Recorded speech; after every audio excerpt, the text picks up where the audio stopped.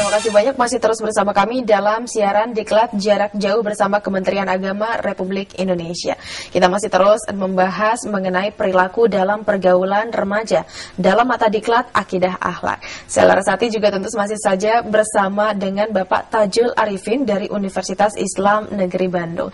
Pak Tajul, kita tadi sedang membahas mengenai proses terjadinya perilaku pada diri remaja. Tadi yang pertama adalah awareness, lalu interest, lalu evaluation. Nah, yang berikutnya, proses yang berikutnya. Proses yang berikutnya itu yang disebutkan trial. Disitulah ada percobaan. Jadi seorang remaja ketika sudah menurut hasil pertimbangannya, harus hasil evaluasinya itu menganggap bahwa satu perilaku itu baik, dia akan mencoba. Dia mencoba-coba. Jadi jangan heran kalau perilaku remaja itu banyak yang aneh-aneh ya kadang. Karena dalam masanya dia mencoba, ingin mencoba. Maka terkadang percobaan itu bukan kepada yang positif saja, yang negatif juga dicoba. Nah, itu dia Pak. Ditahan terlebih dahulu sampai situ. Sudah ada penelpon yang ingin bergabung. Kita sapa terlebih dahulu. Halo, assalamualaikum. Waalaikumsalam warahmatullahi. Dengan siapa di mana Pak? Bapak Abdullah. Baik, Bapak Abdullah dari mana Pak? Bekasi. Iya, silakan Pak langsung dengan pertanyaannya. Iya nih Pak Prof. Kami Abdullah membina remaja di lingkungan. Iya.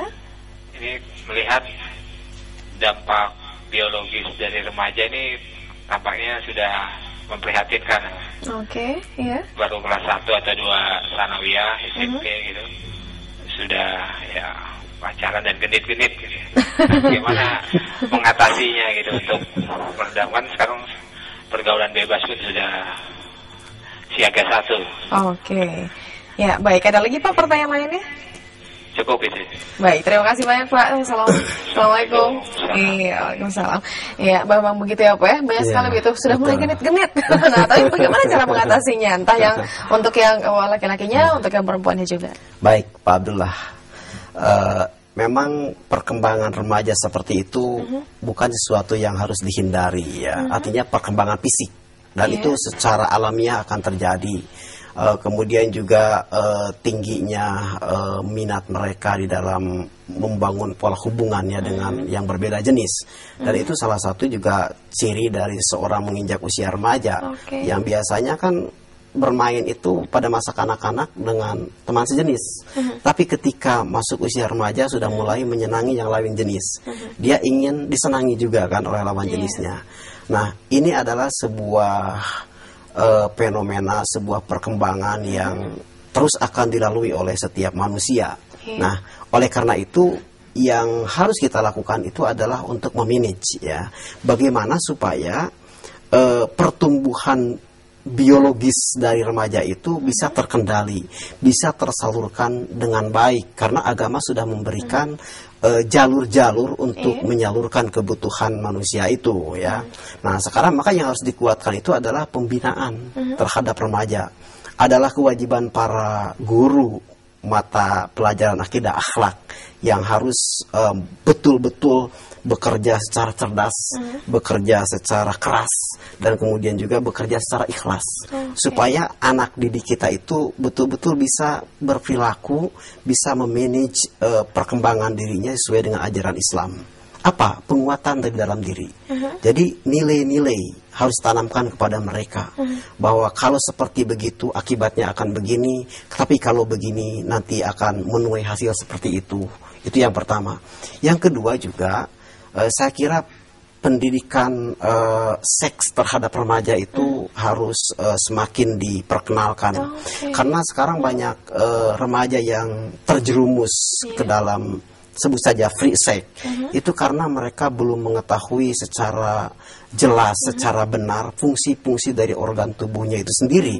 Jadi mereka tidak tahu akibat kalau melakukan perbuatan seperti itu akan bagaimana. Itu remaja yang mungkin di proses trial ini. Nah, itulah dalam proses trial ini ingin mencoba. Padahal sebenarnya ketika mencoba, seseorang itu kan harus dibarengi dengan norma-norma. Kalau ingin mencoba itu yang mana gitu kan ya.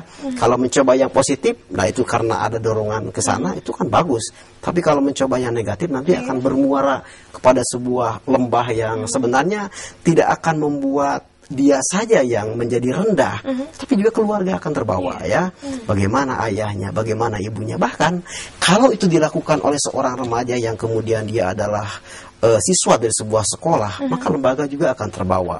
Nah ini luar biasa. Oleh karena itu kita sebagai pendidik, sebagai orang tua harus memberikan satu perhatian yang sangat serius.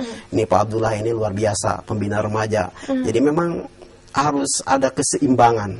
Nah selama ini Pak Abdullah, saya perhatikan masih banyak para guru yang terlalu menekankan pada aspek kognitif ya. Padahal untuk mata pelajaran akidah akhlak ini kita harus sangat memberikan perhatian besar kepada aspek psikomotorik. Jadi tentu afektif juga ya. Nah ini harus sampai mampu memanage, harus mampu sampai mengelola, kemudian juga mengevaluasi, memantau, mengontrol, melihat bagaimana tingkat keberhasilan kita mengajar mata pelajaran akidah akhlak ini pada tataran aplikasi. Bagaimana perilaku mereka di dalam kehidupan sehari-hari. Nah apakah pada tahap trial ini mereka melakukan tindakan-tindakan, perbuatan-perbuatan yang positif atau juga bercampur dengan yang negatif. Itu akan sangat bergantung kepada nilai-nilai yang kita tanamkan kepada mereka. Ya, kalau begitu intinya adalah pemberian nilai-nilai. Nilai-nilai penanaman kepada remaja. Nah, tapi Pak mengenai caranya, bagaimana caranya? Apakah harus dengan cara yang keras ataukah memang harus tetap lemah lembut dan juga untuk bisa mengarahkan secara psikomotor dan afektifnya juga? Betul. Islam itu sudah memberikan satu petunjuk yang sangat lengkap Balaras ya. Di dalam Al-Quran dikatakan ud'u ila sabili rabbika bil hikmati wal mau'idatil hasanati wajadilhum billati hiya ahsan. Jadi tidak dibenarkan di dalam Islam itu kalau kita membimbing, mendidik dengan cara kekerasan. Harus cara bil hikmah, dengan hikmah. Luar biasa. Wal mau'idatil hasanah. Kemudian juga dengan petunjuk-petunjuk, dengan petuah-petuah yang luar biasa. Jadi itu diperhatikan. Dan yang terpenting di dalam Islam itu percontohan, teladan ya. Ini yang kadang-kadang miskin di kita ini. Seringkali misalnya ada guru yang mengatakan sedang menyampaikan mata pelajaran akhlak bahwa misalnya ada hadis la taghdab, artinya jangan marah ya. Mengajarkan anak-anak kita tidak boleh marah. Tiba-tiba ada di antara anak didiknya yang berbuat sesuatu, kemudian gurunya menjadi marah, ngobrol misalnya. Nah itu kan baru saja mengatakan jangan marah, tapi kemudian marah. Padahal anak yang tadi itu tidak usah dimarahi, tapi kemudian ditegur dengan cara yang santun, malah itu kan lebih bagus. Dan kita sebagai guru itu kan lebih bagus bukan ditakuti tapi disegani. Guru yang disegani oleh murid itu lebih bagus daripada guru yang ditakuti. Karena ditakuti itu negatif ya konotasinya. Tapi kalau disegani itu positif kan, karena dia punya wibawa. Guru yang dalam kehidupannya sederhana, di malam harinya sholat tahajud, pagi-pagi sholat duha, ada ruh di dalam, ada jiwa di hadapan anak-anak didiknya itu. Nah, jadi contoh. Dan Nabi sudah menampilkan dirinya sebagai contoh. Dalam Al-Quran itu kan sudah dijelaskan ya, kita semua sudah tahu bahwa Allah menjelaskan, a'udzubillahi minasyaitonirrajim, laqad kana lakum fi rasulillahi uswatun hasanah. Sungguh telah ada bagi kamu sekalian dalam diri Rasulullah yaitu Muhammad sallallahu alaihi wasallam adalah uswatun hasanah, contoh teladan yang baik. Dalam aspek apapun, jadi Nabi itu bukan hanya sebagai orang tua, Nabi sebagai pendidik, Nabi sebagai pemimpin, ya, Nabi sebagai kerabat, Nabi sebagai suami, luar biasa. Itu contoh nyata. Nah, kita sekarang kan tidak bisa melihat kecuali membaca sejarah kan. Anak-anak kita ini harus ditanamkan, harus diperintahkan oleh kita untuk banyak mendalami sejarah Nabi, bagaimana beliau itu hidup. Dan yang terdekat ya para orang tua, kalau di lingkungan keluarga harus menampilkan apa yang ditampilkan oleh Nabi itu sendiri. Nah, kalau harus diberikan penanaman nilai-nilai, lalu juga diberikan contoh begitu ya dari pendidik, namun dengan tetap cara yang halus, dengan cara yang santun. Bagaimana jika seorang pendidik berpikiran bahwa jika dengan cara yang halus, dengan cara yang lembut, akan lebih lama begitu prosesnya untuk bisa menanamkan nilai-nilai tertentu ini kepada remaja. Bagaimana dengan pola pikir seperti itu? Pandangan itu, pola pikir seperti itu bisa muncul. Tetapi harus kita katakan bahwa itu adalah satu pola pikir yang keliru. Ya. Begitu. Bahwa dengan lemah lembut itu justru orang akan semakin tertarik.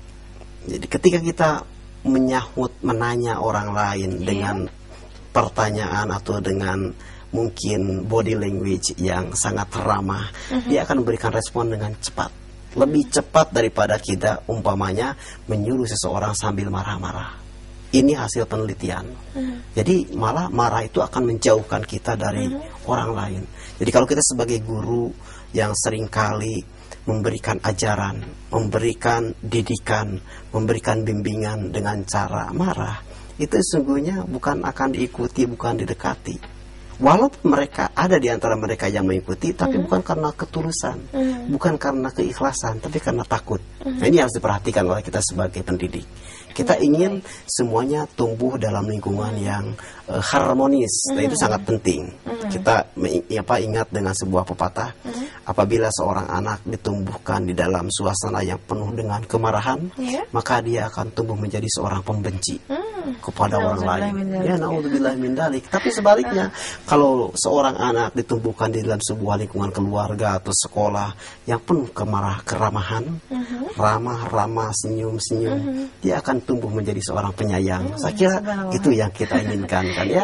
Kita ingin punya generasi muda yang cerdas, kemudian juga pekerja keras, dan kalau bekerja dia ikhlas. Ya, artinya ada satu keseimbangan antara kecerdasan intelektual, kemudian kecerdasan spiritual, kemudian juga kecerdasan emosional, semuanya berjalan seimbang, dan itu akan tumbuh menjadi sebuah generasi yang luar biasa, saya kira. Baik, sayang sekali mengenai proses terjadinya perilaku masih belum tuntas nih Pak ya. Belum. Masih belum tuntas. Nanti akan kita lanjutkan lagi, namun setelah jeda berikut ini tetaplah bersama kami.